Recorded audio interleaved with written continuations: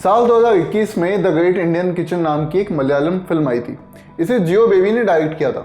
Film देखने के बाद लोगों ने इसकी बहुत तारीफ की, साल की बेहतरीन फिल्मों में शुमार किया। वो बात अलग है कि एक पॉइंट पर इस फिल्म को OTT वाले हाथ नहीं लगा रहे थे। खैर, अब इस फिल्म का हिंदी रीमेक आया, नाम है मिसेस। इस फिल्म को आरती कादव ने बनाया। सान्या मल्होत्रा इस कहानी के केंद्र में है। कैसी है मिसेस, अब उसी बारे में बात करेंगे। फिल्म के पहले शॉट में हम एक फोटो स्टूडियो देखते हैं, फिर एक मोन्टाज आता है। रसोई में खाना बन रहा है, पार्क में झूला लगा है, उसके सामने एक ग्रुप डांस कर रहा है। ऋचा नाम की लड़की उनकी लीडर है। बैकग्राउंड में ढोल की बीट सुनाई पड़ती है। ऋचा उसकी बीट्स पर थिरक रही है। सिर्फ ढोल की ही नहीं, वो अपने आसपास सुनाई पड़ने वाली आवाज़ों को संगीत बनाकर झूम रही है। ये फिल्म का पहला सीन है। हर मजबूत फिल्म अपने पहले सीन में ही बता देती है कि वो किस बारे में होने वाली है, उसकी टोन, उसकी फील क्या होगी। अगले सीन में हम देखते हैं कि ऋचा को देखने कोई लड़के वाले आए हैं। अरेंज मैरिज के सेटअप में दोनों की शादी हो जाती है। शुरू में सब सुहाना लगता है, फिर शुरू होते हैं ऋचा के स्ट्रगल। उसे एक आदर्श बहू, आदर्श पत्नी के सांचे में फिट होने की हिदायत दी जाती है। हैरानी की बात है कि जो लोग उसे ये समझा रहे हैं, उन्होंने खुद ये परिभाषाएं नहीं गढ़ी। वो बस ऐसी व्यवस्था का पालन कर रहे हैं जो चली आ गई है। ऋचा का दम घुटने लगता है, उसकी अपनी आवाज़ के निशान गायब होने लगते हैं। पितृसत्ता की इस जकड़न से लड़कर वो खुद अपने आप तक कैसे पहुंचती है, यही फिल्म की कहानी है। आरती कादव की Mrs the great Indian kitchen की फेथफुल अडेप्टेशन है। यह फिल्म सिर्फ इसलिए नहीं बनाई गई क्योंकि बस ऐसे ही मन कर गया। आरती और उनकी टीम ने ओरिजिनल फिल्म के आइडिया को बरकरार रखा है। फिल्म को लोकेशन पर शूट करने का फ़ायदा ये हुआ कि आप बहुत जल्दी उसकी दुनिया में खिंच जाते हैं। आपका ध्यान ऋचा के नाखूनों पर जाता है, जिनकी नेल पॉलिश रसोई का काम करते करते घिसने लगे हैं। किचन के सिंक में फंसे कचरे पर ध्यान जाता है।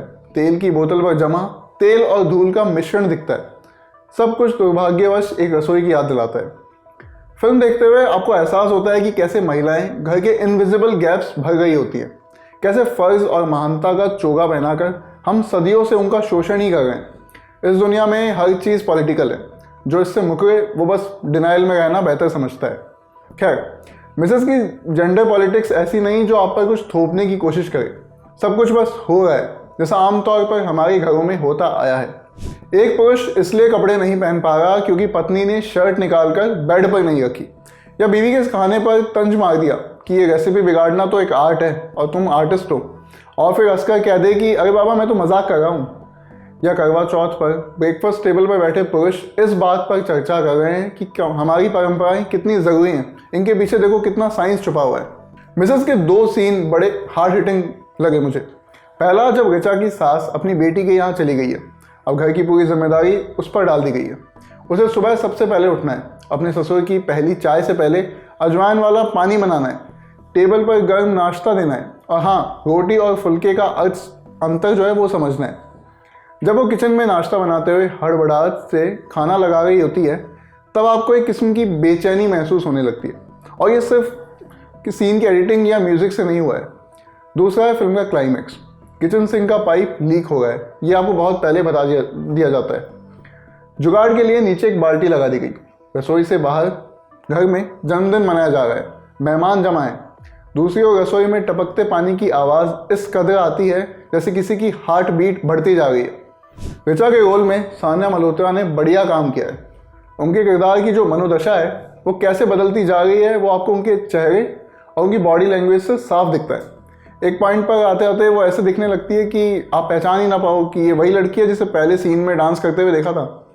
ऐसा सिर्फ मेकअप से हासिल नहीं किया गया। बाकी सान्या के किरदार का जो इम्पैक्ट है उसमें निशान दहिया और कमलजीत सिंह का भी बहुत बड़ा क्रेडिट है। निशान ने ऋचा के पति का रोल किया और कमलजीत उनके ससुर बने हैं।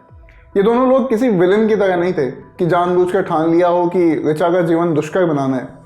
ये उस व्यवस्था में रचे बसे हैं जो अब तक उन्हें फ़ायदा पहुंचाती आई है, और ये उसी को आगे बढ़ा रहे हैं। बस उसी हिसाब से पेश आते हैं। जब ये अनाउंस हुआ था कि ग्रेट इंडियन किचन का हिंदी रीमेक बन रहा है, तो बहुत लोगों ने कहा कि इसकी ज़रूरत क्या है, ओरिजिनल फिल्म इतनी अच्छी तो है, मजबूत है। इस पर बस यही कहा जा सकता है कि दुर्भाग्यवश द ग्रेट इंडियन किचन और मिसेस ऐसी कहानियाँ हैं जो लंबे समय तक रेलेवेंट रहने वाली है, और ये बहुत दुखद है अपने आप में। ये हमें अपने आसपास और फिर खुद के भीतर देखने पर मजबूर करती हैं। ऐसी कहानी को जितनी भी भाषाओं में कहा जाए उतना ही कम है। बस सही नीयत से बनाई जाए, जो कि यहाँ आरती ने किया भी है। आज के रिव्यू में इतना ही। मैं हूँ यमन और कैमरा के पीछे हमारे साथी जतिन। शुक्रिया।